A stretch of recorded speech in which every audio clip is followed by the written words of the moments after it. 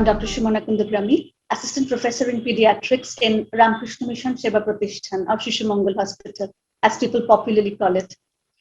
I'm here to talk about some unique tips for the parents. I mean, I know we are going through unprecedented times, and a lot has already been told about COVID pandemic, what to do, what not to do, how to take care of children, what are the symptoms. I really don't want to go into all those again today. Today, I'm here to talk about some unique things, as I said, which we can do during these difficult times to create or to make a whole lot of compassionate, kind, and resilient generation. These are nothing new, really, but as I said, we need to do them consciously so that our children learn those and can have them as their lifelong lessons. They're all at home, they are unable to go to school, some of their exams have been cancelled, they're unable to meet their friends, and they are in a very difficult situation. We understand that. We as parents, we as pediatricians, we understand their pain. But if we think of this difficult time as an opportunity to instill in them certain good things, then I think it will be really worth it. So before I start, I must emphasize that we should keep following the COVID protocols, keep doing what we are doing, the social distancing. And of course, for children especially, parents, do not forget their primary vaccinations. If you have missed them for any reason, because you have been scared to go to the doctor's clinic, please be updated with that, okay? Don't keep it that for later. So to start with, the first tip that I can give you is, number one, please teach your child the wonderful hand hygiene technique. The more we say, the more it will be practiced, and I cannot overemphasize the importance of hand hygiene. A 20-second hand hygiene where we wash our hands properly can go a long way in preventing all sorts of infections, not only corona, but anything for that matter. So please, teach your children the good hand hygiene technique for 20 seconds. Teach them the happy birthday song, which they can sing for 20 seconds and they can practice washing hands. Number two, the importance of a healthy, nutritious diet. So tell them that eating junk is no good. Rather, they should always have a proper, protein-rich, balanced, home-cooked diet. Eat with them, eat as a family together. So in that way, they can learn the importance of having a meal together with the family. They can enjoy it, and also teach them the importance of having all sorts of things in the diet. For example, cereals, carbohydrates, fats, proteins, vegetables, and also ask them to drink loads of water. So good food, a healthy diet, not only keeps them fit, boosts immunity, but also it will also help them to combat problems like constipation and obesity, which have become very rampant, especially during this period, the 1.5-year period that we are going through. I've seen many children putting on a lot of weight, especially in this last 1.5 years, because they have been sitting at home, not doing enough activity, and probably eating a lot of junk. So second, healthy diet. Third, the importance of exercise or yoga. So please make a routine, do it as a family. You can do some basic stretching, some freehand exercises at home, make it fun, go through some YouTube videos, which are very handy these days, and do it as a family, as I said. Please make it a routine. Even 20 to 30 minutes activity is excellent for anybody, especially for a child. It's going to be a very joyful activity. They can also go to the terrace. They can do some cycling in and around the house if they can. And that way they can really do away with some boredom. They can be free, get some fresh air, and make them understand the importance of doing it on a regular basis. So number three, fitness and exercise. Number four, let them take a break once in a while. Let them appreciate the beauty of nature. Let them go to the balcony or to the terrace to see the beauty of a sunset or maybe starry sky or a crescent-shaped moon. Let them appreciate the nature's beauty and teach them that nature can actually bring a lot of peace in our disturbed minds. They can calm us down and give a lot of solace in disturbing times. Okay, so appreciation of beauty, we hardly appreciate the things that we get every day. We take them for granted. But when we learn, when we go slow, when we take a stop and then appreciate the beauty of nature, then only we understand what a great thing nature is. Tip number 5, let them plant trees. Let them have a small balcony garden using potted plants. Give them responsibility to water the plants every day.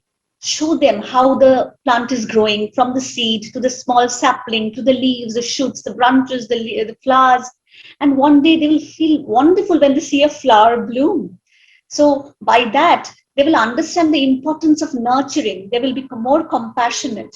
They will learn the responsibility of watering the plant, which will be a joyful activity anyway, and also teach them the importance of plants. Tell them that plants give us oxygen, which is so important, and they take our bad air, the carbon dioxide, and help us breathe in pure air.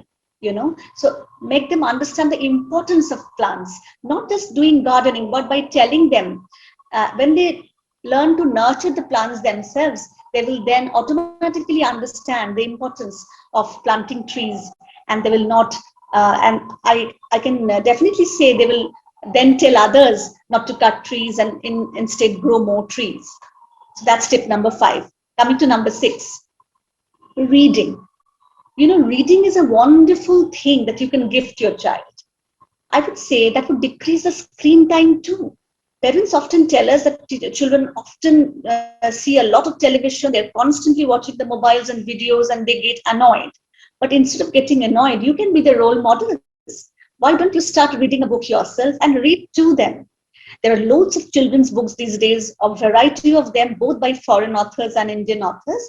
And I would really suggest you to do some at least bedtime reading, or maybe any time during the day. You can read to them for at least 20-30 minutes, discuss the books, and let them feel the magical world of books. It will not only increase their vocabulary, their reading skill, or increase their overall, cognition. This will have a wonderful effect, long-term effect on them. I can tell you that. Remember me then. Tip number 7. They should learn the value of things. By learning the value of things, I mean, they should understand that during these difficult times when people, probably many of them have no jobs, the shops are closed, we have to work with limited resources ourselves, they should learn the importance of reusing, recycling, and of course not wasting things. So teach them that they should use their papers judiciously. They should use both sides of the paper. They should not use their colored pencils just like that. They should not waste water. And by repeating these things over and over again, and telling them what recycling means, what it means to reuse and cut down the total waste amount, I think they will definitely turn out to be very responsible citizens in the future. So please let them understand the value of things. It is a very important lesson, I can say, which will go a long way for them in the future. Number 7, learning to be self-sufficient. So now during lockdown, with almost no maids or household help, most of us had to do our household jobs and different other things ourselves. Please involve the children and your adolescent or teenager children as well in your household work. Let them help you out. Let them lay the table. Let them fill in the water bottles. Let them clean their own rooms or clean the playroom or arrange their books on the shelves, and give them some responsibility. They should understand that it's not only on the mother or the female member of the family to do everything.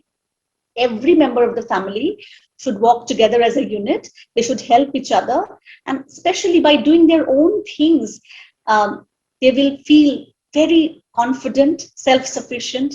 And as I said, I will appeal to each one of you to please teach your children, irrespective of their gender, this lesson of self-sufficiency. This will again go a long way in making them independent and confident individuals. Coming to the 9th tip, that is the feeling of fellow feeling, the feeling of kindness that you feel for your neighbors, The elderly people of your community who are there around, they can be your relatives or they may be just your friends or acquaintances. Be role models, call them up and check on them whether they're doing well. Be role models and teach your children that it's always nice to check on your neighbors, whether they're doing well, whether they need any help. And this thing will, be instilled in them. And you should tell them that kindness is such a thing that it's always fed back. So if you're kind to somebody, in turn, somebody will be kind to you. So it's not only by saying, but by doing, by actually doing it yourself. You can teach your children that it's always nice to be helpful and kind, especially talking about your neighbors and acquaintances and elderly people. You can always give your hands out to help them when they need you the most. And last but not the least, I would say that give some time to your children, talk to them, sit beside them, listen to them, see what they have to say. Especially with exams getting cancelled, the teenagers are always feeling anxious and depressed, and they might be having a lot of things to say, but they can't express properly. So please make them feel loved, cared for. Talk to them, sit with them, listen to what they have to say, and with even a little chit chat, a small note, maybe you leave somewhere. These will make them feel that they are not alone. It's very important.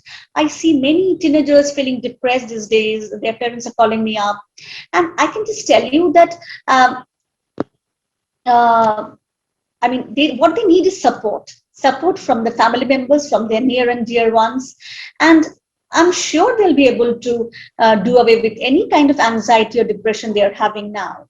So I would request everybody of you to please give some quality time to your children, sit with them, talk to them, and let them understand the importance of family bonding. I think I have spoken enough, and I think you'll all be benefited by all the tips that I gave you. My motto is to really make the children not only, just compassionate human beings and kind human beings, but also responsible citizens of the country, responsible citizens of the planet. And by teaching them all these things during these difficult times, we would actually utilize these difficult times to create an altogether beautiful, enlightened, and compassionate generation. Thank you very much.